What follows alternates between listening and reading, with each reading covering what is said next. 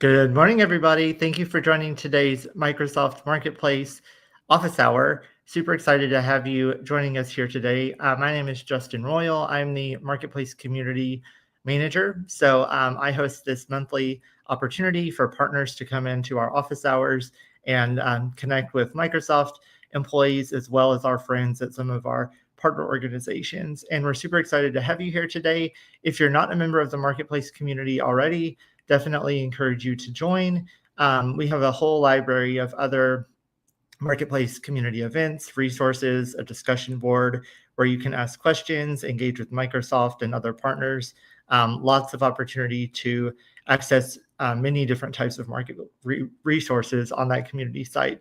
If you're not a member already, join today. The link is up on the screen here, aka.ms/community/marketplace. Before we get started with today's event, just a few reminders.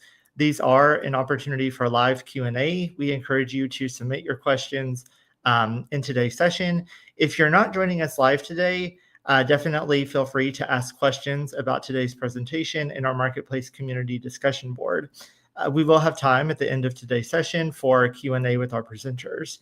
And with that being said, I will go ahead and get started introducing our speakers. Today, our session is all about best practices for scaling Marketplace channel-led sales. And we have a few friends with us from Tackle today. We have V and Rachel. So with that being said, I will go ahead and pass it over to y'all. And thanks again for joining, everybody. Thank you so much, Justin, and thank you to the Microsoft team for having us. As Justin said, I'm V. I am on our partnerships team here at Tackle, supporting the Microsoft ecosystem, and I will hand it over to Rachel before we dive in. Thanks, V. Yeah, so I am a Senior Strategic Cloud GTM Advisor. I help our software companies create their cloud go-to-market strategy as well as execute on their strategy. And I'm really excited today because channel is near and dear to my heart. I actually spent a good chunk of my career at a very large tech distributor. So I've got a lot of, I kind of have both worlds here, both channel as well as cloud. So looking forward to the conversation.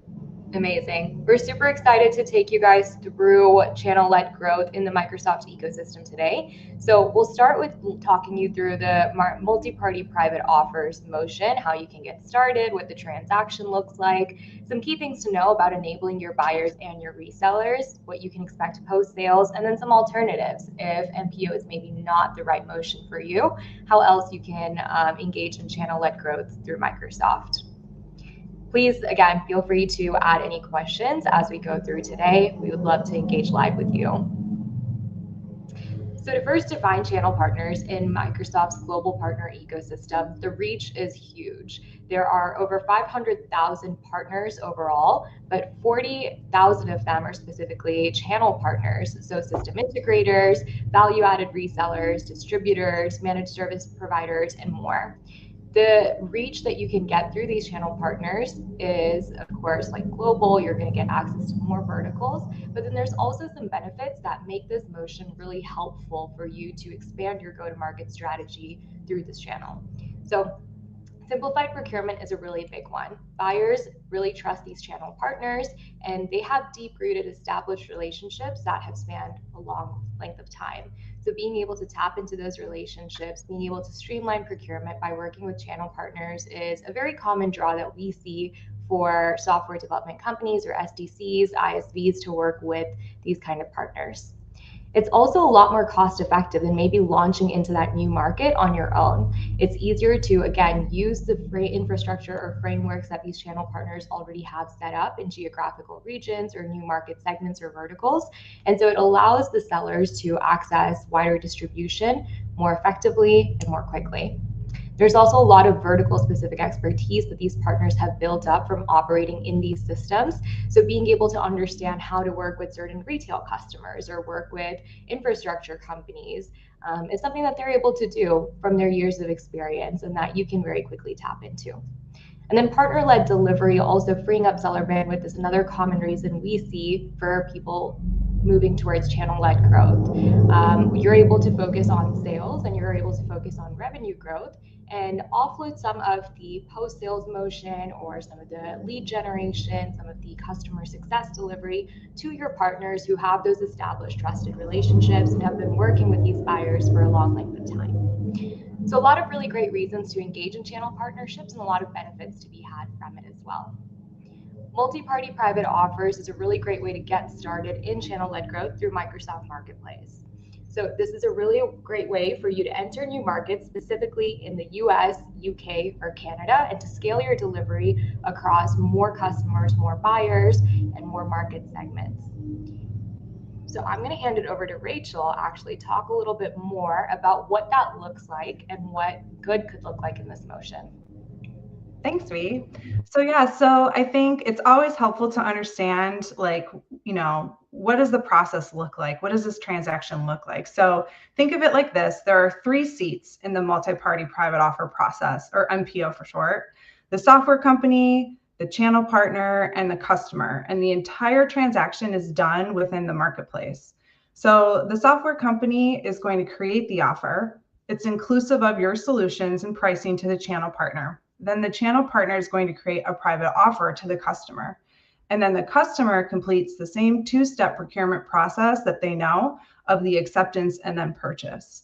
Microsoft then pays the channel partner their part of the deal, and they pay the software company their piece of the deal minus the agency fee. Tackle customers will have visibility into each step of this process through notifications as well, and also on the opportunity in Salesforce.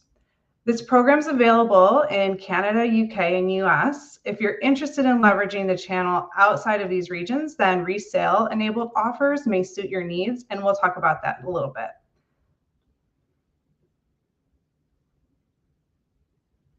Next slide, please. Thanks. All right, so now that we understand the process, the next step we want to think about is proactive enablement. So we're making some assumptions here that you've done the foundational work of prepping your own internal organization to support this motion, which is something we help software companies with at Tackle every day. You will want to think about how to best prepare your channel and customers. So it's helpful to first understand the benefits for them. So for your channel partners, they're going to be able to package the software company's solutions with their services for a total solution for that customer. And they get to continue supporting their customer, keeping their relationship intact. And also, they do not have to pay the agency fee. There are some steps that the channel partner needs to take in order to meet those requirements for the program, which we can share out in a link. For the buyers or your customers, they get to leverage all the goodness of transacting through the marketplace, meaning they have everything all on one bill, and they get to leverage their Microsoft Azure Commit Consumption, or MAC, their cloud budget to pay for their solution. The customer will need to have their billing ID handy, and their billing location, again, needs to be tied to a region that's supported by a multi-party private offer, which is US, UK, and Canada. Next slide. All right, post-sales. So what to expect after your first multi-party private offer transaction. Microsoft will pay the channel partner their portion of the deal, as I mentioned earlier, and the ISV will pay theirs minus the agency fee. You'll be able to find this payment reporting either in Partner Center or in the Tackle platform. With the multi-party private offer first transaction done, you'll have a feel for that operational flow, and you can make changes or updates as needed. It's always helpful to have like one transaction done to give you some perspective. And we also recommend really celebrating that win. This is going to help your channel teams get excited about Marketplace, especially those channel folks who may not want to be the first to transact it. So once you have the first one, celebrate it. So then what's next? Well, of course, you're going to want to build more pipelines. So some ideas here are to start small, recruit 5 to 10 strategic partners that are aligned to your ICP. If you don't have an enablement kit already, build one, or you can leverage an existing enablement kit and make sure it is it is inclusive of information about your Microsoft Marketplace capabilities, that you're listed there, that you support it, and that you understand the importance of a cloud budget. Then research your partners. Do they have relationships that you are targeting? Are they leaning in with Microsoft? Are they selling ecosystem solutions to your solution? Then you can leverage Microsoft co-sell program. So now you have a channel partner and a cloud partner seller to work with to support the deal. Also, I think it's helpful to understand if there's any incentives or programs you may have in place that can help your partners and you win the deal. Then you're going to want to grow your channel relationships. So I think if you are familiar with channel, you understand you have to treat your partners like customers too. You want to make sure that Marketplace is included in your channel program. If it's not, if you have a channel program outside of the Marketplace, make sure that you call attention to your Marketplace presence and what that will look like in your channel program. Make it easy so that they understand at a high level the story that you and your channel partner and Microsoft have for your customer, that better together story. I also recommend leveraging Tackle's Marketplace propensity to buy reporting, especially when you're doing account mapping. This is bringing a new data point to the conversation, a new route to market that you could position to help win the deal together. Go ahead, next slide, B. All right, so resale-enabled offers. So you're going to want to leverage resale-enabled offers to broadly authorize partners to resell. And then multi-party private offer is what you're going to use for tailored high-value deals, or leverage resale-enabled offers for your channel partners you want to build relationships with inside the Marketplace in regions that are not currently supported by multi-party private offer. Meaning these programs are really complementary to one another and should be used together to really support an end-to-end channel strategy with Microsoft. Good news here as well is that both of these programs also count towards a customer's Azure consumption commitments. So you do get the benefit of leveraging of your customer leveraging their cloud commit with Microsoft. Okay, next slide. And that's it. We really wanted to keep it short and sweet. We have support here at Tackle for Azure related questions and co-sell. You can find multi-party private offer eligible channel partners here. But again, as I mentioned earlier in the presentation, if you're working with a channel partner and they're not already in the program, there is a way for them to get enrolled in the program and meet those prerequisites and fill out that information so you can continue building that strategy with them. Tackle is also offering a complimentary TAM, and we have co-sell and private offer automation. As I mentioned earlier, within our Salesforce application, you are able to share co-sell opportunities as well as create offers for both direct and channel opportunities for Microsoft directly out of Salesforce, which your sellers will really appreciate because that is reducing the amount of tools they have to be in and to think about, and also incorporate it into their already existing methodology. And then, we have a RevOps playbook that we highly recommend digging into.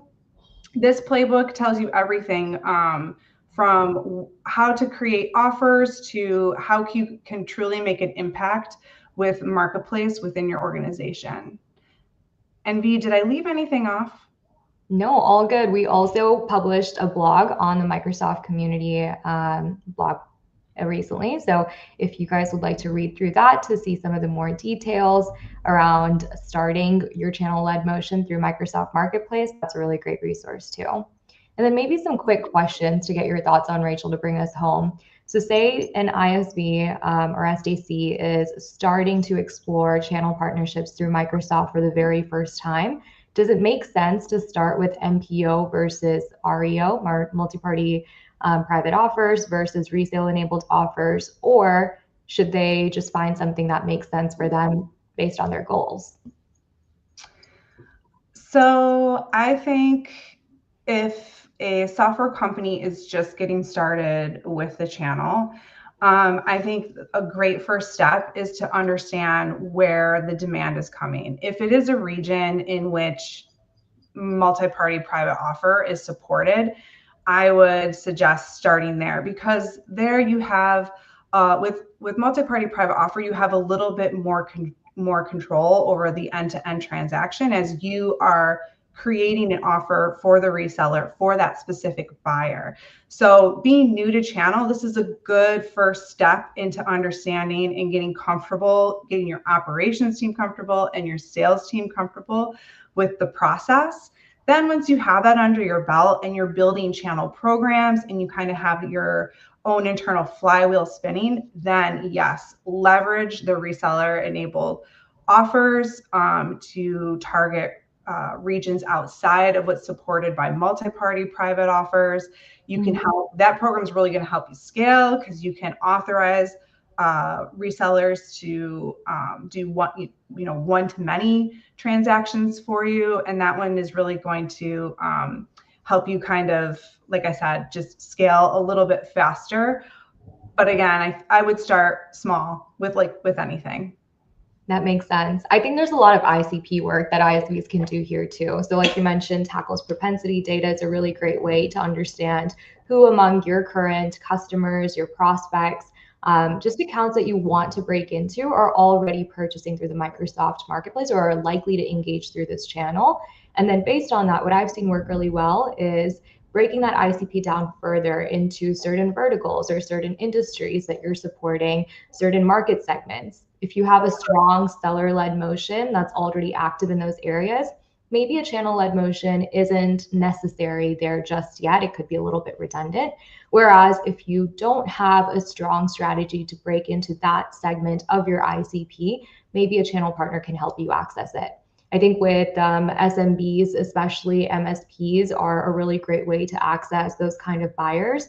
But are there other, market segments or verticals that you've seen be really strong for a channel-led motion?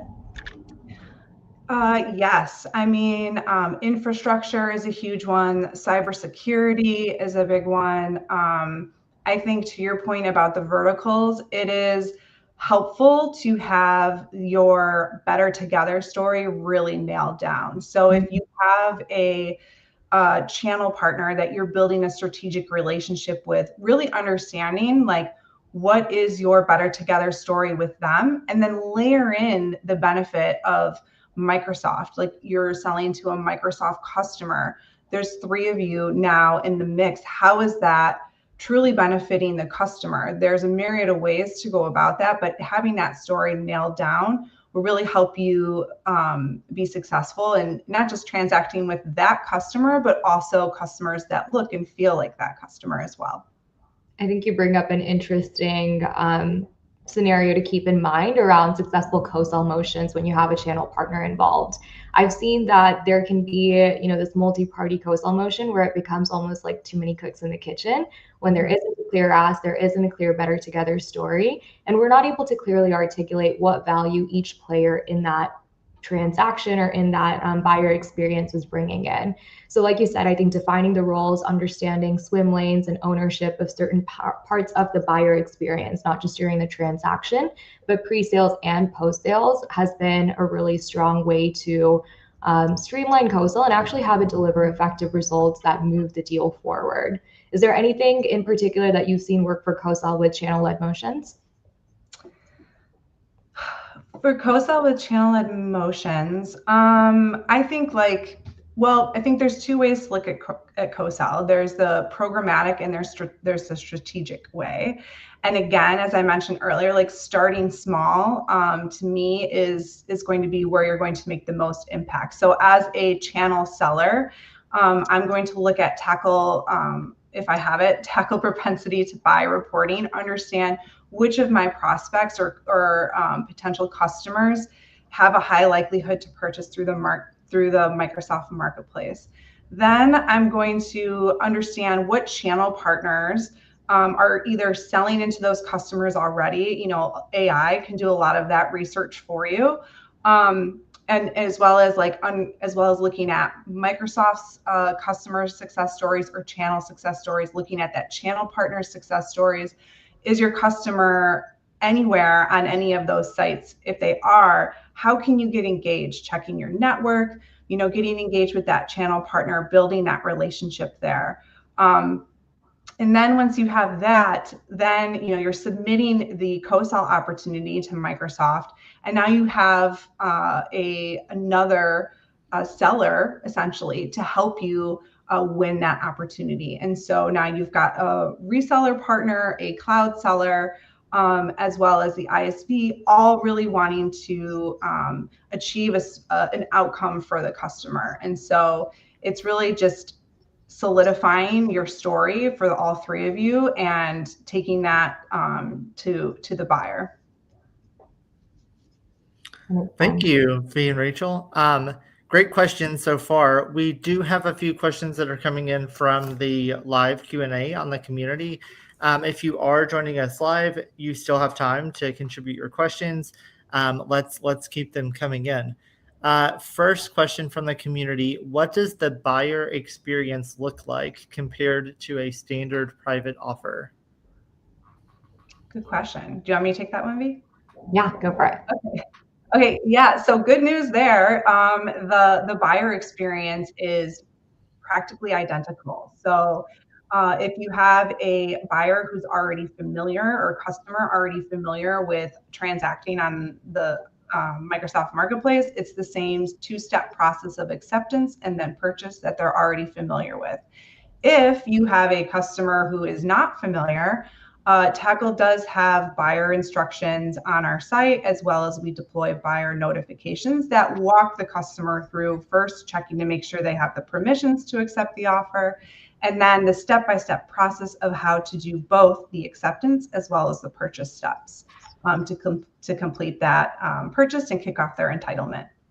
A big question that we often get from our customers who are selling into maybe non-technical personas that aren't as familiar with the marketplace is, how do I get my buyers familiar with this process? Like Rachel said, there's a lot of great resources. I think it's also worth considering, if they've already been working with a channel partner, if their procurement team has those relationships in consolidating their vendor purchases from a given channel partner, then it might actually help you expedite their first time marketplace purchase by including that partner. So we often see, faster marketplace transaction times. Maybe there's less back and forth. It's easier for the procurement team to get on board just because they have an established relationship in motion with that channel partner. So it's also interesting to consider the kind of velocity that could be unlocked by going through this motion versus directly. Great, thank you, V. Next question: can MPO still support custom payment schedules? Yes, another more great news. Yes, so multi-party private offers do support custom payment schedules. So you are able to leverage all of the flexible installments and custom payment schedules that you might be setting up in a direct motion today. You can still leverage those through the channel as well in the marketplace.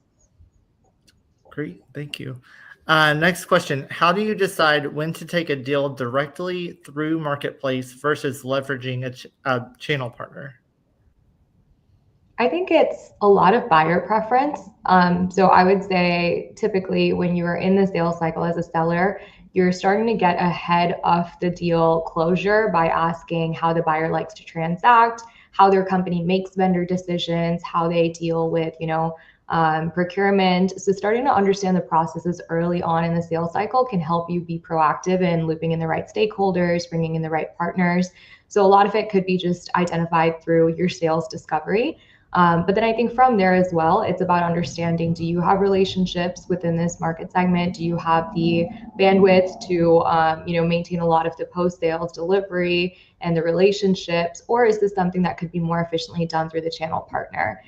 It might also just be, in certain regions, you're not quite ready to establish a larger scale selling motion. So using a channel partner could be more effective. So I think if you're looking deal to deal, it really depends on buyer preference and your ability to meet that need. And then more larger scale, again, it goes back to, are you in the market? Do you have the relationships? And is it more efficient to go through the transaction yourself versus through a channel partner? Rachel, any other thoughts there? You nailed it. All right. Next question. What kind of software companies would benefit the most from a channel-led motion? Do you want me to take that one? Yeah. I've got ideas.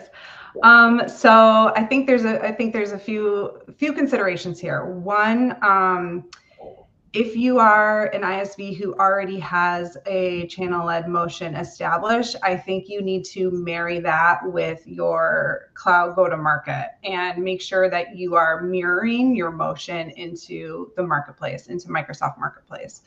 I think if you don't have a channel-led motion and you want to leverage Marketplace as a way to start one, I think if you have a smaller team and a smaller direct sales team and you're looking to scale, then starting a channel-led motion is going to be obviously going to help you fill that need and help you scale faster than you would with a smaller direct team.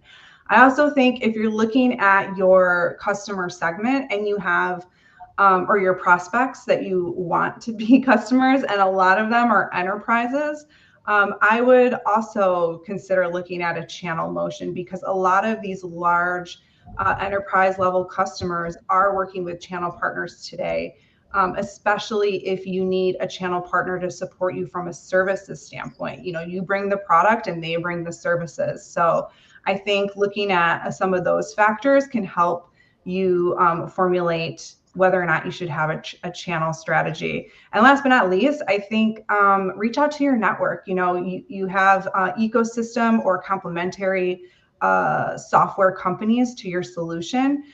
Reach out to them and understand how they got into the channel. What did they do? How did they build it? I think that is honestly a great way to learn, is just from peer to peer. I love the last call out in particular. One thing I've seen to be really effective is understanding the personas that are using your solution and what other tools, like you said, they are using in a complementary fashion, and understanding how they're buying those tools and whether you can also start to appear in those channels. It makes a lot of sense to consolidate vendors wherever possible. So being able to help your buyers do that maybe a little bit more organically is always a great plus. Okay. Next question. What are some effective pipeline generation strategies for channel deals through Marketplace? I think this one actually applies to both direct marketplace deals and channel deals. But if the channel sellers don't know your solution, then they can't sell it. So I think making it very easy for them to understand your value prop and the better together story between your two companies, what the end buyer or your customers are going to get out of using your solution, is the first step. So really strong, clear, better together story that's very easy to pitch. And then just staying really top of mind. So some things I've seen work really well is enabling them through smaller, like intimate events, providing a lot of customer proof points, so customer stories, so that they can find lookalike accounts that might benefit from your solution. And then also a lot of email marketing and campaigns that distribute your value again, and keep it top of mind is really helpful. Rachel, is there anything that you think your customers are doing super well as they pursue channel-led growth? I'm trying to think if there's anything you didn't already mention. You kind of hit the big ones, V. No, I think you've hit all of those key. It's like we've said, it's having the story, it's having the customer success, it's the enablement, it's treating your channel partners as if they are customers and making it very, very simple for them to understand where you fit in the market, where you differentiate, and maybe if, like you mentioned, if they're selling, ecosystem solutions, how you fit well with those ecosystem solutions. And then if there's opportunity for them to participate in your channel program, or work with your channel sales team, things like that. So all good considerations. Okay, lots of great questions. Thank you, everybody, for those contributions. I think we got through all the questions, so we will go ahead and wrap up for today. Rachel and V, any closing comments, thoughts on your end? I would just say that, of course, we know that direct B2B selling is getting tougher and tougher as there's more market saturation, more competitiveness. So partner-led growth is a really great way to differentiate yourself and diversify your routes to market. So if you're ever looking at the company's revenue goals and there isn't maybe a clear way to address the gap that you see between your pipeline and bookings, I think exploring channel partnerships is a really great way to supplement that. And we can help you, test the waters without diving in fully or investing too much off the bat. We see a lot of ISVs that are hesitant to go all in, understandably. So we can provide the data around what market demand looks like, what buyer demand looks like through channels, and help you understand if it's the right fit for your business. So please feel free to reach out, and Taco would love to help. Great. Thank you so much. All right. So that's a wrap for today. Thank you, Rachel. Thank you, V, for joining us. Thank you, everybody, for joining us live. Don't forget, if you're not a member of the Marketplace community already, definitely join so you can stay updated on other events for partners. And again, that link is aka.ms/community/marketplace. Thanks, everybody, for joining, and have a great day. Thanks for having us. Thank you.